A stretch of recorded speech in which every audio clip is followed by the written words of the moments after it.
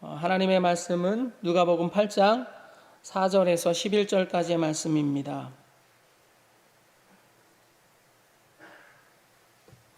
누가복음 8장 4절에서 11절까지의 말씀입니다. 우리 함께 봉독하도록 하겠습니다. 각 동네 사람들이 예수께로 나와 큰 무리를 이루니 봉독하도록 하겠습니다. 각 동네 사람들이 예수께로 나와 큰 무리를 이루니 예수께서 비유로 말씀하시되 씨를 뿌리는 자가 그 씨를 뿌리러 나가서 뿌릴새 더러는 길가에 떨어짐에 밝히며 공중의 새들이 먹어버렸고 더러는 바위 위에 떨어짐에 싹이 났다가 습기가 없으므로 말랐고 더러는 가시떨기 속에 떨어짐에 가시가 함께 자라서 기운을 막았고 더러는 좋은 땅에 떨어짐에 나서 100배의 결실을 하였느니라. 이 말씀을 하시고 외치시되 들을 귀 있는 자는 들을지어다. 제자들이 이 비유의 뜻을 물으니 이르시되 하나님의 나라의 비밀을 아는 것이 너희에게는 허락되었으나 다른 사람에게는 비유로 하나니 이는 그들로 보아도 보지 못하고 들어도 깨닫지 못하게 하려 함이라. 이 비유는 이러하니라. 씨는 하나님의 말씀이요. 11절까지의 말씀입니다. 귀 있는 자는 들을지어다. 이와 같은 제목으로 은혜를 나누도록 하겠습니다. 우리는 앞선 말씀들에서 사람들은 예수님의 사역에 대해서 다양하게 반응한 것을 볼 수가 있었습니다. 제일 먼저는요, 바리새인과 서기관들의 반응이었습니다. 그들은 늘 항상 의심하고 부정적이고 예수님께 비판하며 대적하는 일들을 했습니다. 그와 같은 반응으로 일관하는 사람들이었습니다. 또 다른 무리는 대적하진 않았지만 의심하며 예수님에 대해서 궁금해했던 부류들이 있었습니다. 어제 말씀을 나누었던 바리새인 시몬이라는 사람이 그러했습니다. 또한 다른 부류가 있었는데요. 예수님의 소식을 듣고 믿음으로 반응한 사람들이었습니다. 중풍병자를 메고 온 친구들이 그랬고요. 백부장이 그랬고요. 나병 들린 사람, 고침을 받은 사람들이 그러했습니다. 또한 향유를 부은 범죄한 여인이 또한 그러했습니다. 이와 같이 예수님을 만난 사람들의 다양한 반응이 있었습니다. 그 다양한 반응을 보면 그들이 어떤 믿음을 소유하게 되고 구원이 어떻게 이루어지는 것을 알 수가 있습니다. 그 다음에 이제 씨 뿌리는 비유가 나타나는데요. 이것은 하나님의 복음에 대한 다양한 반응에 대해서 설명해 주고 있습니다.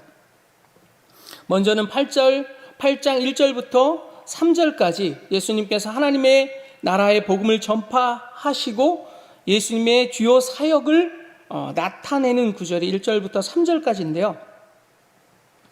그런데 본문에서는 예수님과 예수님을 따르는 12제자에 대한 초점을 맞추고 있는 것이 아니라 예수님의 은혜를 경험하고 예수님을 따라다녔던 예수님을 섬겼던 여인에 대해서 주목을 하고 있습니다. 누가는요 12제자들보다 이 여인에게 초점을 맞추고 있는데 그에 비해서 12제자들은 늘 높은 자리를 차지하기 위해서 늘 싸우는 모습과 예수님께 믿음 없다고 책망을 받는 장면, 혹은 그들은 12제자였고 사도였음에도 불구하고 예수님의 고난과 십자가 사건을 전혀 이해하지 못하는 모습들이 많이 비춰주고 있습니다.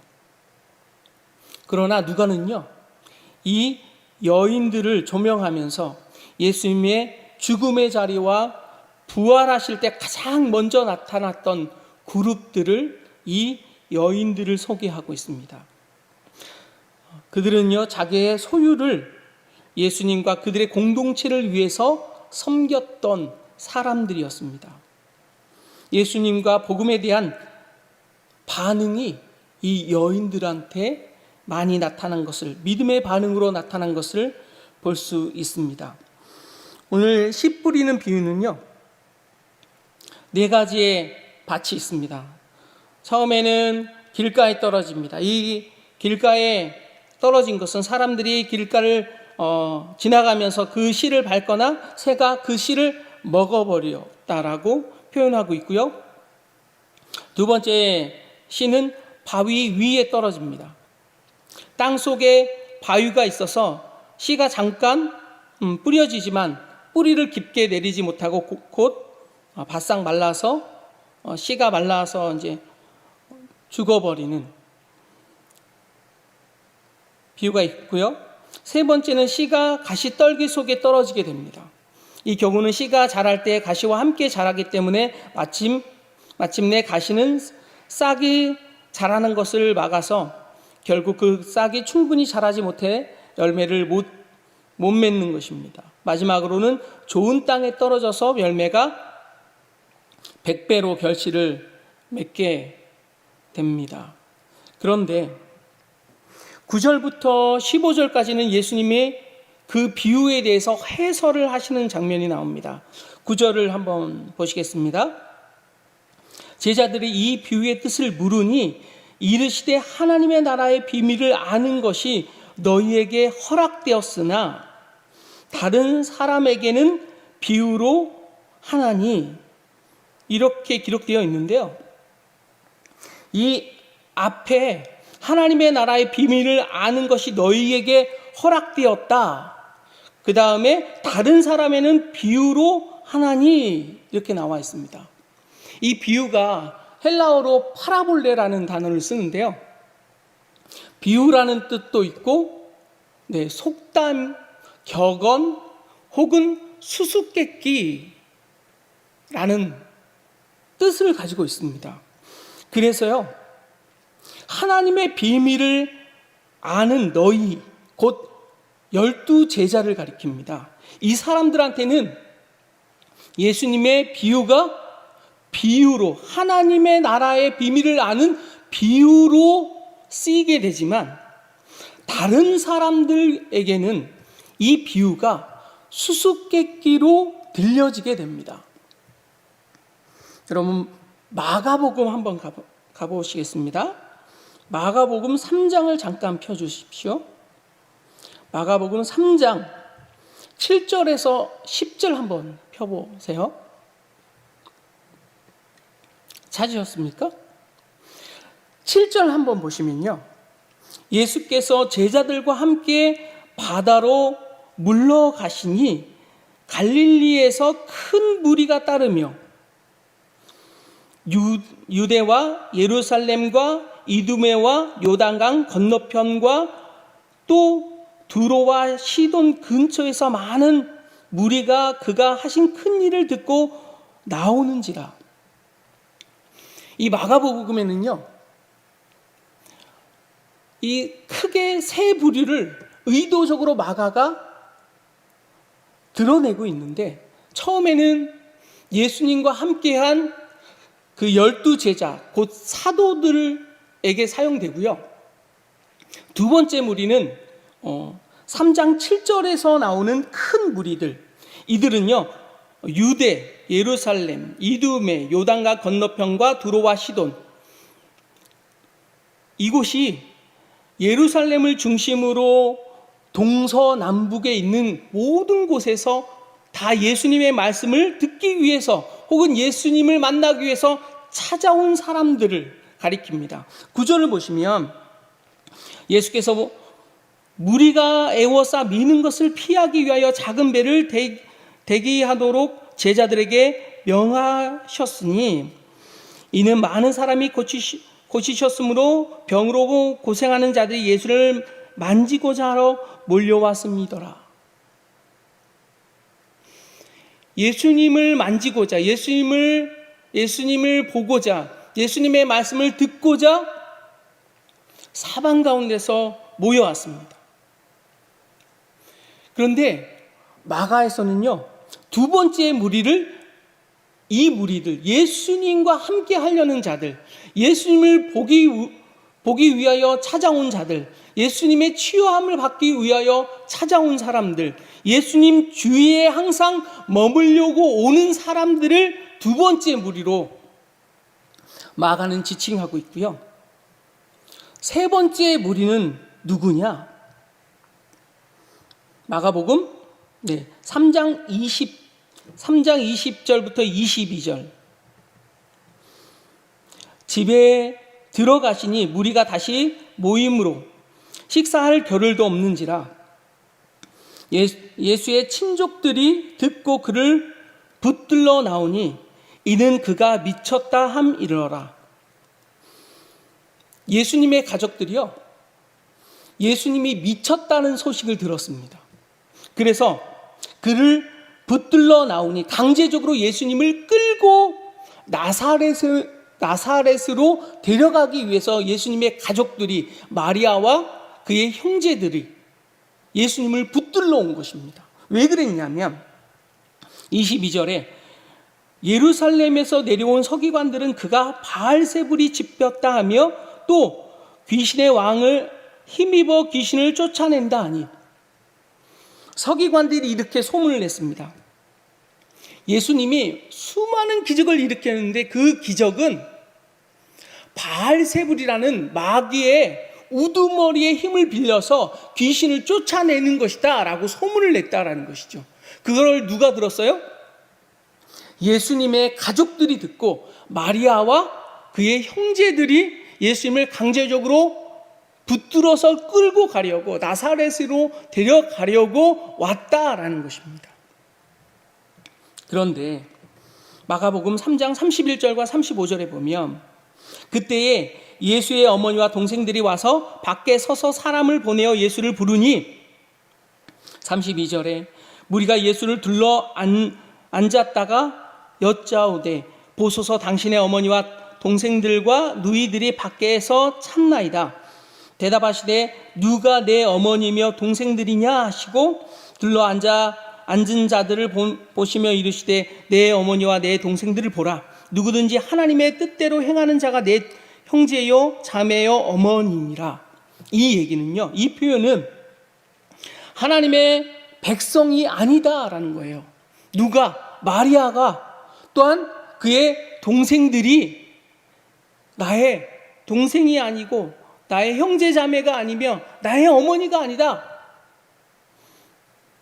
저들은 하나님의 뜻대로 행하지 않는 자다 라고 지칭합니다.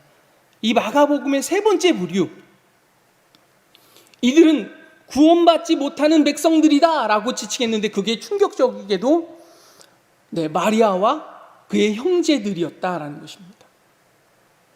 마가는 그것을 의도적으로 사용하고 있습니다. 하나님의 비밀을 아는 자들은 어떤 자들이냐? 예수님과 함께한 12 제자들이고, 그리고 큰 무리들이라는 것입니다. 예수님을 보기 위해서, 말씀을 듣고자, 예수님의 기적을 체험하고자 왔던 그 사람들, 예수님의 12 제자의 그룹과 예수님의 주위에 늘 함께 있었던 자들은 하나님의 비밀을 아는 자들, 깨달을 수 있는 자들, 그들 가운데 비유로 하나님의 나라를 깨닫게 하신다라는 것입니다. 그런데 나중에 보시면 밖에 서서 있는 자들, 31절과 같이 그런 사람들은 하나님의 백성이 아니다라고 지칭합니다. 나중에 조금 더 지나면 4장부터 가면 씨 뿌리는 자의 비유가 마가복음에서도 나옵니다. 그런데 거기에 헬라어 단어에는 수수께끼라는 단어를 사용하고 있다라는 것입니다. 이 예수님의 마리아와 어머니 마리아와 동생들한테는 수수께끼로 들리는 거예요, 비유가.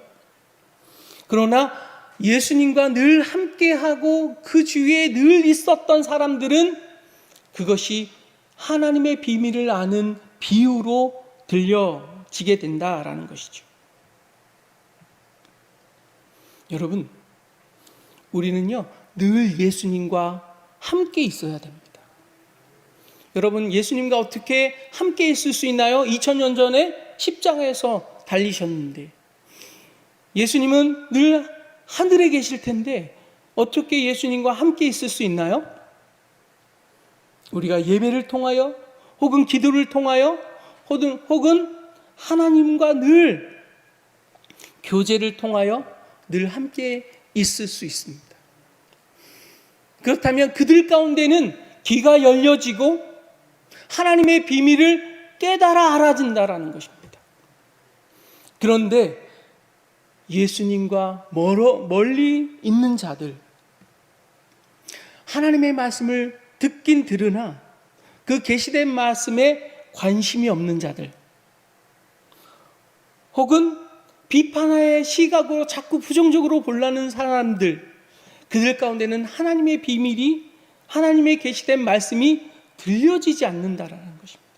그들 가운데는 늘 그것이 하나님의 말씀이 수수께끼로 들린다라는 것입니다.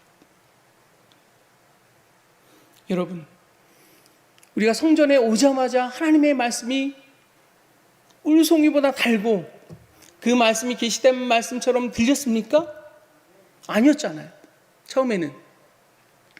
그런데 어느 날 듣다 보니까, 기도하다 보니까, 예배 자리를 참석하다 보니까 그 말씀이 들리기 시작합니다.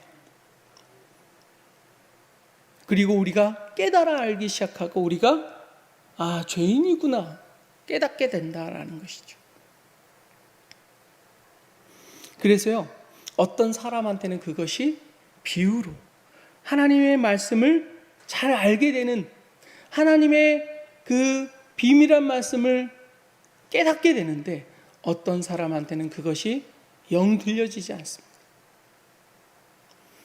예배의 자리만 참석하면, 어떻게 말씀만 시작하면 주무시는 분들이 계시죠. 저희 아버지가 그랬습니다. 너무 잠이 안 오신다는 거예요. 밤에 뜬 눈으로 새십니다. 수면 장애가 오셔서요. 그런데 예배 자리만 참석하면, 말씀만 시작하면 곧바로 수면에, 하나님의 신이 수면에 운행하십니다. 어찌나 그렇게 잘 주무시는지. 그래도 언젠간 성전에 와서 예배에 참여하면 들려질 날이 올 것입니다. 하나님이 깨닫게 하실 날이 온다라는 것입니다. 그것을 통하여 구원의 반열에 참여하게 된다라는 것이죠. 우리는요, 늘 무엇을 하여야 하느냐? 기도함으로 예수님과 늘 같이 있으려는 노력이 필요합니다. 그런 반응이 필요합니다. 긍정적인 마음이 필요하고, 선한 마음으로 그 말씀을 늘 받을 준비가 되어야 있어야 합니다. 그러기 위해서는 늘 기도하고 말씀을 대하고 하나님에 대한 생각을 하고 찬송을 하며, 그것을 통하여 늘 하나님과 교제하는 훈련들, 우리 순복음 도봉교회 모든 성도들에게 있기를 예수님의 이름으로 축원드립니다. 기도하겠습니다.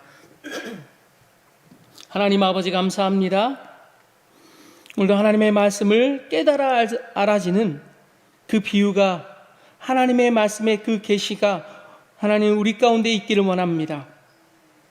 우리 가운데 하나님 말씀하여 주시고, 오늘도 하나님 마음의 눈을, 하나님 마음의 문을 열고 들을 준비를 하는 하나님, 우리 순복음 모든 도봉교회 하나님 한 사람 한 사람마다 오늘도 하나님 말씀을 통하여 깨닫게 하여 주옵소서, 알게 하여 주옵소서. 하나님 그 알므로 하나님과 더 가까이, 하나님을 더 사랑할 수 있는 자 되게 하여 주옵소서. 예수님의 이름으로 감사하며 기도하였습니다.